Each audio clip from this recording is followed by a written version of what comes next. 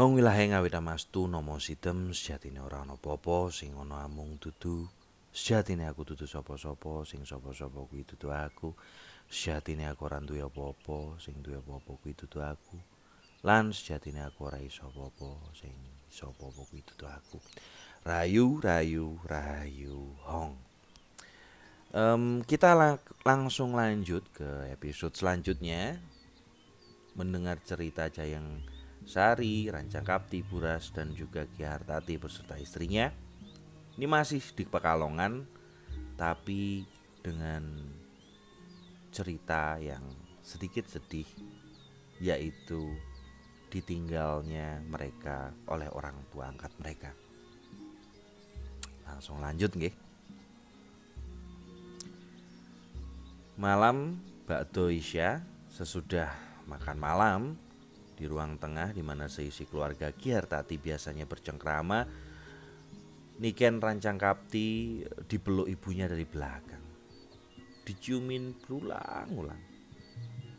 Segenap kasih dan sayang tertumpah kepada putri angkatnya itu.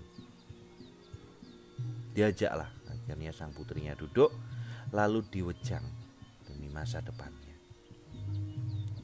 Duk, Cahayu, kamu tahu tidak nama dan makna dari 5 jari tanganmu ini? Rancang Kapti hanya menggeleng. Apa, Bu? Kembali dipeluk, kembali dicium. Tubuh mungilnya Rancang Kapti berulang-ulang, lalu tangan kanan putrinya dipegang. Didengar baik-baik ya. Duk, kita memiliki 5 buah jari. Pertama adalah ibu jari. Ibu jari ini diciptakan oleh Hyang Widi sebagai perlambang bahwa kamu kelak harus senantiasa menunjukkan puas hati di hadapan pasanganmu. Artinya, kamu harus mau melaksanakan perintah suamimu. Kedua adalah jari telunjuk. Jari telunjuk mengisyaratkan bagi wanita perempuan agar tidak berani melawan suami. Laksanakan semua perintahnya. Nah, ini mungkin kita bisa banyak sekali berpersepsi. Wah, ini kan tidak kesetaraan dan kawan-kawan, tapi tidak ada salahnya kita dengarkan. Mau ngerasa salah, ngrungokno yo salah. Kabeh ki netral, kowe ini sing ruwet. Ketiga, jari tengah. Ini melambangkan keunggulan pasanganmu. Jadi, jika pasanganmu, suamimu kelak memberikan sesuatu, terimalah dengan senang hati. Meskipun hanya sedikit. Katakanlah bahwa kamu merasa puas dengan pemberian itu. Wah, ini berarti sebenarnya ya sama aja, nggak laki-laki nggak perempuan. Keempat adalah jari manis. Ini juga isyarat agar kamu kelak bersikap manis di hadapan pasanganmu. Jangan sampai bertutur atau berlaku kasar. Jangan pula menampakkan raut murung, meskipun sebenarnya hatimu sedang resah. Jangan sampai kemurunganmu itu tampak dalam hadapan suami atau istrimu nanti, pasanganmu. Berilah keceriaan kepadanya. Kelima adalah kelingking. Ini adalah perlambang agar engkau kelak terampil untuk saling bekerja dan melayani pasanganmu. Tak lambat, tapi juga tidak terlalu cepat. Kalau berbuat sesuatu di hadapan pasanganmu, jangan terlalu cepat karena itu terkesan kamu sedang marah-marah. Itulah makna dari kelima jari kita, putriku. Dan jika kamu pahami dan kamu mau terapkan dalam kehidupan rumah tangga, kelak niscaya hidupmu akan bahagia. Selamat dunia akhirat. Dan satu pesanku, jangan sampai kau mendua. Bersungguh-sungguhlah lahir dan batin. Iya ibu, jawabnya Rancang Kapti. Doakan agar saya kelak itu bisa melaksanakan ajaran ini dengan sungguh-sungguh dan dengan baik, Bu. Akhirnya mereka bersiap-siap tidur. Jayeng Sari dan adiknya menikmati setiap hal dalam kehidupan baru bersama orang tua angkat mereka. Setiap hari mereka mendapatkan pelajaran dan didikan. Dan Ki Hartati memberikan wejangan kepada Jayeng Sari, sedangkan Nyai Hartati memberikan petuah tentang kewanitaan kepada Rancang Kapti. Mereka lalui hari-hari di Pekalongan layaknya keluarga yang utuh, bahagia lahir dan batin. Namun kebahagiaan tak selamanya bertahan. Ada masanya sesuatu harus tergantikan. Nyai Hartati menderita sakit karena sudah sepuh dan tua. Yang tak lama kemudian beliau wafat, meninggalkan duka mendalam bagi suami dan juga anak-anak angkatnya, juga buras. Di hadapan jenazah ibunya, Rancang Kapti terus menangis sesenggukan. Jasad tak bernyawa itu dipeluknya sambil meratap. Ibu, siapa lagi yang akan membimbingku nanti? Belum sempat aku menerapkan ilmu, belum sampai aku menikah, tapi ibu sudah meninggalkan aku. Tak kuat dia menahan pilu. Rancang Kapti pun pingsan. Tangis meledak di dalam rumah. Dari kerabat dan orang-orang yang merasa dekat lantaran kebaikan keluarga ini. Ki Hartati menggendong putrinya dengan wajah yang sembab. Ditidurkannya Rancang Kapti di atas balai-balai. Dan setelah tersadar ia katakan kepadanya, "Nak, putriku, sadarlah nak. Tabahkan hatimu, kuatkan dirimu. Ini semua adalah takdir. Takdir dari Gusti yang Maha Kuasa. Banyak-banyaknya mengingat Gusti Allah. Mohonlah kemuliaan untuk ibumu di alam abadi sana." Rancang Kapti bisa menerima kata ayah-ayahnya. Selanjutnya Ki Hartati berkata kepada Jayeng Sari, "Putraku, Jayeng Sari, kuserahkan pemakaman ibumu ini kepadamu. Makamkan ibumu ini di desa Seranggi." Ki Hartati akhirnya kembali menemani putrinya. Ia bawa sang putri ke rumah belakang, ditemani para wanita yang sudah berkumpul di sana. Sementara Rancang Kapti bangkit. Setelah merasa kuat, ia tatap ayahnya. "Romo, tidak usah ke dalam, di sini saja." Lalu Rancang Kapti meminta kepada para gadis sebaya di dekatnya, "Tolong sebagian dari kalian pergilah ke taman. Petiklah bunga gambir, melati, menur, cempaka, argula, dan mawar. Dan sebagian lainnya masuklah ke dalam rumah. Siapkan 4 botol minyak mawar, 3 gelas minyak stambul, dan 2 mangkok jebadan. Juga air mawar dan air zam-zam, masing-masing 6 guci. Jangan lupa ratus 3 lodong, 3 kaleng, dan kayu garu 3 ikat. Sampaikan kepada Kang Mas Jayeng Sari, minta diambilkan kain dari Arab berbunga emas putih biru yang baru aku beli kemarin. Itu untuk hiasan penutup keranda ibu. Di atas kain itu tumpangilah dengan bunga kantil." Para wanita itu akhirnya melaksanakan apa yang dikatakan oleh Rancang Kapti yang masih sangat tampak bersedih sekali. Orang yang datang melayat di rumah Ki Hartati banyak sekali sampai rumah itu penuh sesak, meluber sampai ke halaman, bahkan meluap sampai ke jalan. Jenazah pun akhirnya dimandikan dan dikafani. Jeng Sari memanggil abdinya. "Hai Buras, katakan kepada Romo Kiai di dalam, jenazah sudah siap diberangkatkan. Para tetua juga sudah berkumpul, mintalah izin kepada beliau." Buras berjalan menghadap Ki Hartati, menyampaikan pesan dari Jayeng Sari, dan Ki Hartati tak menjawab apapun. Ia hanya mengangguk, tanda menyetujui. Tak berapa lama, para tetua dusun memberikan izin kepada Jayeng Sari untuk acara pemberangkatan jenazah menuju pemakaman. Kumandang zikir bergemuruh, membahana serasa membelah langit. Dan beriringan dengan keberangkatan jenazah menuju liang lahat, sepanjang jalan banyak sekali orang yang ikut mengantar sampai ke pemakaman.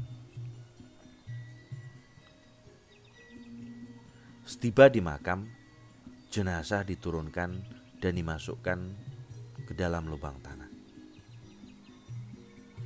Jayeng Sari ikut memakamkan jenazah ibunya. Usai pemakaman, para pelayat bubar pulang ke rumah masing-masing dan tak terkecuali Jayeng Sari yang pulang untuk menemui ayah dan adiknya. Selesailah pemakaman. Tapi keramaian masih sangat nampak dan terjadi di rumah Ki Hartati. Tak kurang dari 100 orang yang datang. Setiap hari di rumah itu selama 40 hari, siang dan malam. Mereka melakukan tadarus dan melafalkan doa-doa keselamatan bagi mendiang Nyai Hartati yang telah berpulang. Setelah itu, setiap malam masih saja ada yang datang untuk melanjutkan mendaros Al-Quran. Jayeng Sari sendiri sudah khatam sampai 10 kali, sementara Rancang Kapti khatam 7 kali. Kehidupan berjalan akhirnya. Seperti biasa, kesedihan tidak diperpanjang terlalu lama. Ki Hartati mengasuh 2 anak yang sudah mulai menginjak dewasa. Mereka hidup bahagia. Ki Hartati semakin dermawan, gemar membagi-bagikan sedekah kepada orang-orang sekitar, dan semua warga di Pekalongan merasakan pemberian Ki Hartati. Tak ada satupun yang terlewatkan. Namun anehnya, harta kekayaan nahkoda yang akhirnya menjadi saudagar ini tidaklah berkurang, malah bertambah banyak. Tak sedikit orang yang heran, hingga mereka beranggapan bahwa kekayaan Ki Hartati ini terus bertambah berkat karomah 2 anaknya ini. Setiap hari ada saja yang datang, dan ketika pulang mereka selalu membawa pemberian-pemberian. Semakin dikenallah Ki Hartati ini sampai ke daerah lain di luar Pekalongan. Masyhur sebagai pedagang yang sangat amat dermawan sekali. Satu hari, tubuh Ki Hartati serasa lemas, kurang gairah. Dan segeralah ia panggil 2 anaknya. Setelah menghadap, Ki Hartati berkata, "Anak-anakku, aku merasa malas melihat sesuatu. Merasa tak ada lagi hasrat kepada apapun. Tapi hatiku merasa tenang, hening. Aku merasa saat ajalku akan segera tiba. Tak akan lama." Jayeng Sari dan Rancang Kapti tak dapat menyembunyikan rasa gundahnya. Dan Ki Hartati melanjutkan, "Menurut perhitunganku, Jumat mendatang, saat bertepatan bulan purnama, adalah genap 1000 hari wafat ibumu. Bagaimana cara menghitung 1000 "Hari ini Romo," sambut Rancang Kapti. Dari hari meninggalnya dihitung 6 hari. Pasaran 5. Bulan diundur 2. Adapun tanggalnya diundur 5. Ketika meninggal hari Ahad Pon, tanggal 20 bulan Suro tahun Alif, maka Ahad dihitung 1. Tanggal 20 bulan Suro tahun Alif, Ahad dihitung 1, Senin 2, Selasa 3, Rabu 4, Kamis 5, Jumat 6. Sudah, berhenti di situ. Pasarannya Pon 1, Wage 2, Kliwon 3, Legi 4, Pahing 5. 20 kali mundur 1. 11 mundur 2. 18 mundur 3.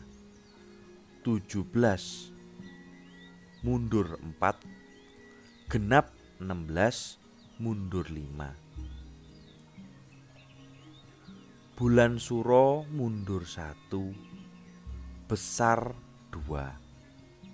Jadi peringatan 1000-an hari ibu kalian jatuh pada Jumat Pahing, bertepatan tanggal 15 bulan Dzulqa'dah tahun Jimawal. Nah, kalian beritahu orang-orang dekat itu, dekat-dekat kita semuanya, undanglah para santri pria dan wanita. Buatlah hidangan yang pantas dan jangan mengecewakan tamu. Kamu Rancang Kapti, potonglah kerbau, sapi, kambing, ayam, domba, itik, angsa, dan kalkun. Dan untuk minumannya jangan lupa, sajikanlah coklat, teh, dan kopi. Makanannya kamu pilih yang empuk, yang enak, lebih banyak lebih baik. Dan kamu Jayeng Sari, siapkan pula kenduri dan uang selawat. Hidangkan yang layak, jangan pernah mengecewakan. Ilmu bagus nih untuk para entrepreneur. Jangan mengecewakan pelanggan. Jayeng Sari dan Rancang Kapti mengangguk, menyatakan kesanggupan. Mereka mohon diri untuk segera melaksanakan perintahnya sang ayahanda demi memuliakan ibunda yang telah tiada. Hari pelaksanaan 1000-an hari meninggalnya Nyai Hartati telah tiba. Semuanya telah siap. Acara kenduri dan jamuan telah siap, para tamu yang diundang juga telah datang, dan akhirnya Kyai Hartati pergi ke pendopo, menemui semua tamu yang akhirnya menyemut banyaknya. Jayeng Sari ikut menemani, ikut menyambut mereka. Sementara Rancang Kapti juga sibuk menerima para tamu wanita dalam rumah yang memang tak sebanyak di pendopo. Malam itu memang sangat ramai. Hampir semua orang, santri, haji, nahkoda, dan priayi memang tidak menjadi satu duduknya, dan Ki Hartati berkeliling menyalami mereka satu persatu yang datang. Setelah semua tamu disambut kedatangannya, Jayeng Sari menyatakan hajatnya atas nama keluarga. Ia memberikan kata-kata sambutan dengan nada lembut dan jelas suaranya. Enak didengar dengan bahasa yang santun, memohon doa kepada para tamu bagi ibunda yang telah 1000 hari tiada. Para tamu yang mendengar kata-kata dan sambutan dari Jayeng Sari merasa sangat nyaman. Rela hati memenuhi permintaan sang tuan rumah. Sementara itu hidangan terus mengalir tak berhenti. Satu jenis sudah selesai dihidangkan, keluar dan muncul lagi hidangan jenis lain. Sampai semua telah siap, para tamu akhirnya menikmatinya bersama-sama.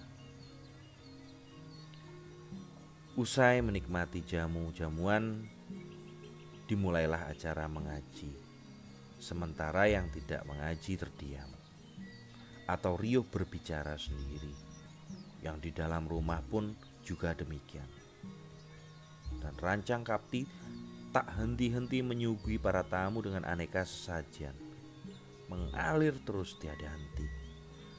Pria di luar, wanita di dalam, mereka mengaji dan kemudian melanjutkan dengan zikir sahman dengan suara bergemuruh. Usai mendengarkan zikir, dilanjutkan dengan acara makan. Semua hidangan makanan berat disuguhkan. Lalu dibacakan doa yang diamini oleh semua yang hadir. Dan setelah itu bersama-sama mereka menikmati hidangan itu. Makan sampai mereka kenyang.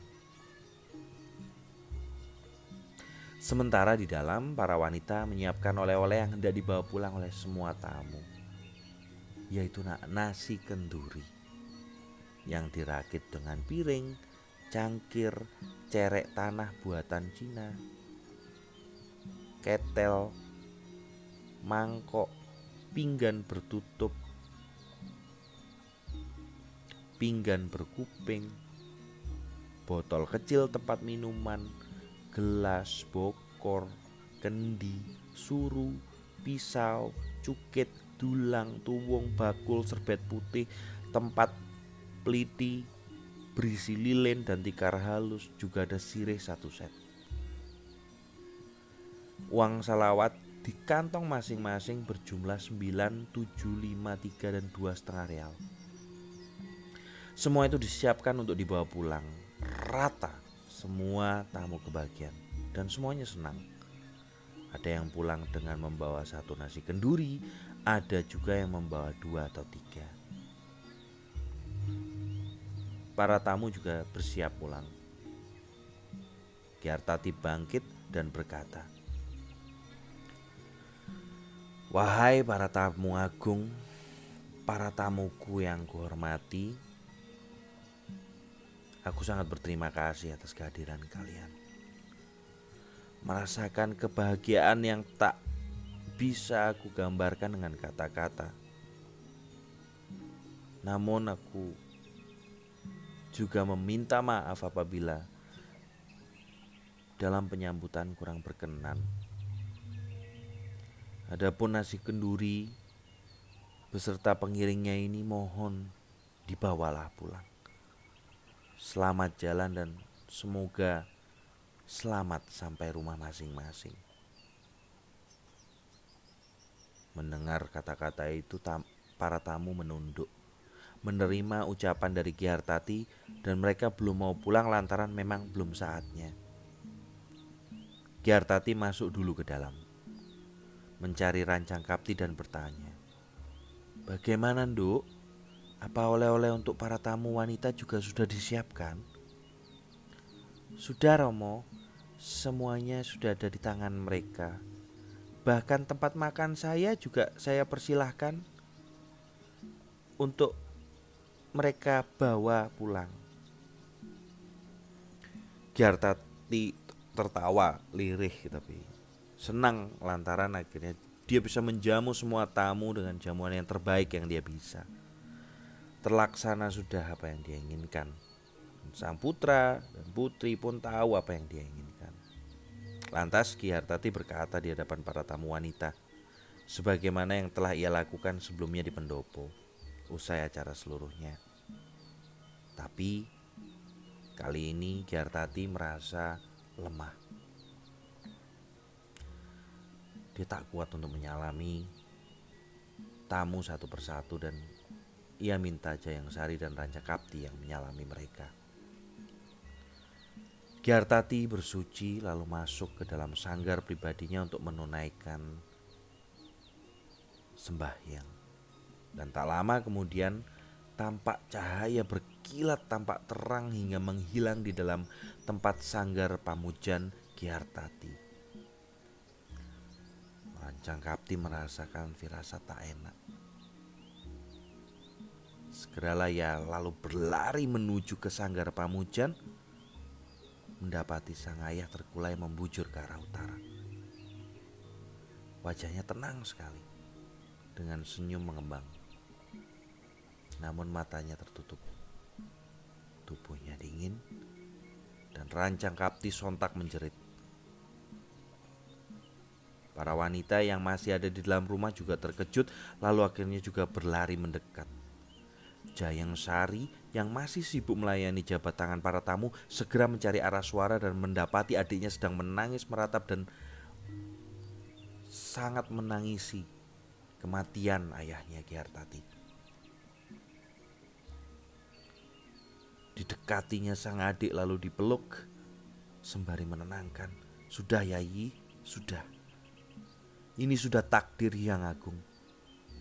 Terimalah dengan tabah dan ingatlah tentang garis nasib. Tak perlu menangisi ini semua. Kita terima dengan rela hati. Sebaiknya kita urus saja pemakaman Romo.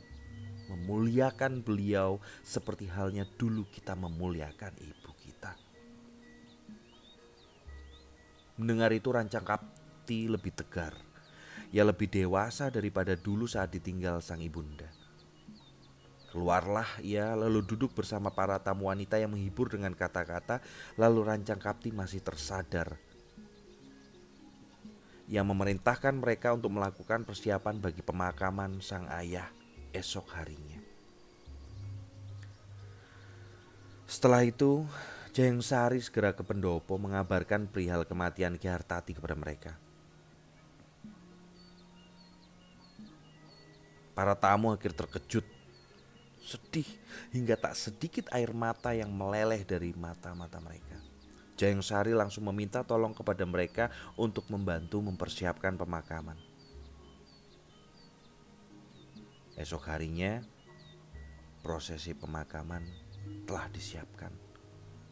Jenazah telah disucikan, dikafani, para pelayat dari seluruh sudut Pekalongan telah datang memenuhi kediaman hingga meluber ke jalan.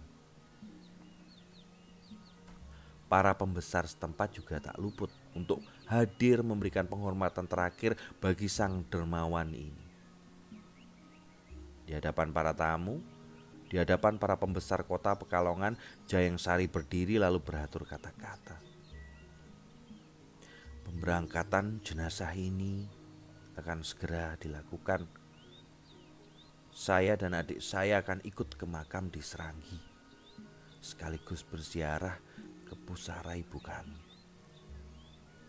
Namun kami nantinya tidak akan kembali lagi ke rumah ini.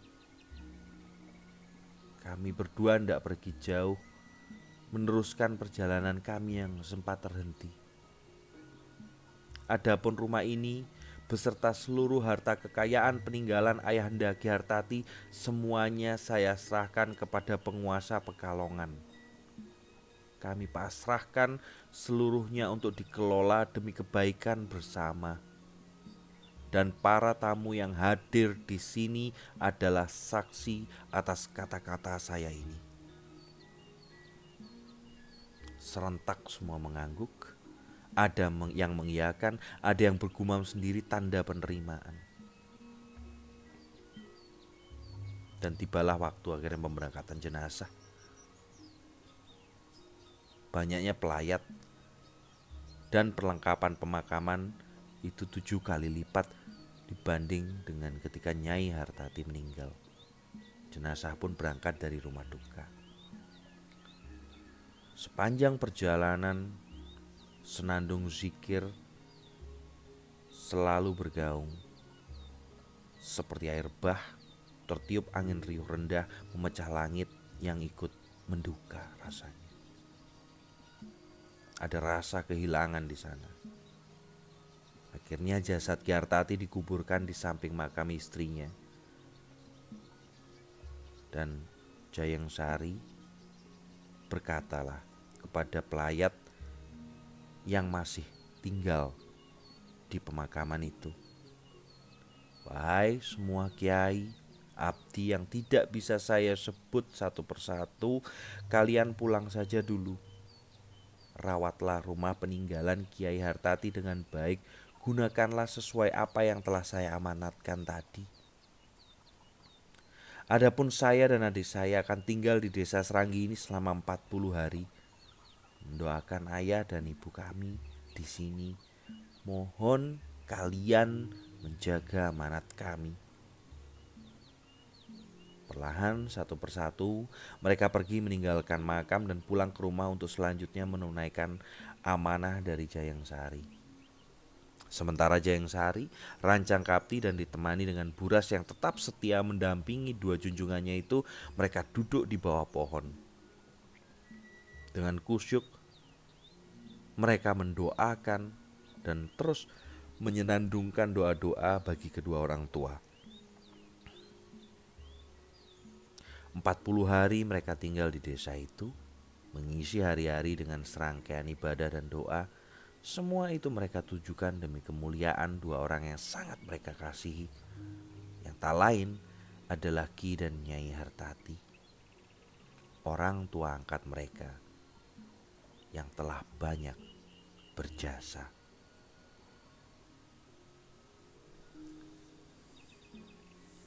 Episode ini sudah selesai, kawan-kawan. Menarik sekali melihat perjalanan bagaimana kedermawanan kali ini Jayang Sari Rancang Kapti di ceritanya seakan memberitahu kita bahwa sekian banyak harta itu hanya mampir saja. Penting tapi bukanlah yang utama. Semoga kita semua selalu berbahagia dan juga sehat, selamat, dan selalu memperoleh apa yang terbaik dimanapun kita berada. Matur nuwun, lanjut lagi ke episode selanjutnya. Rahayu, rahayu, rahayu.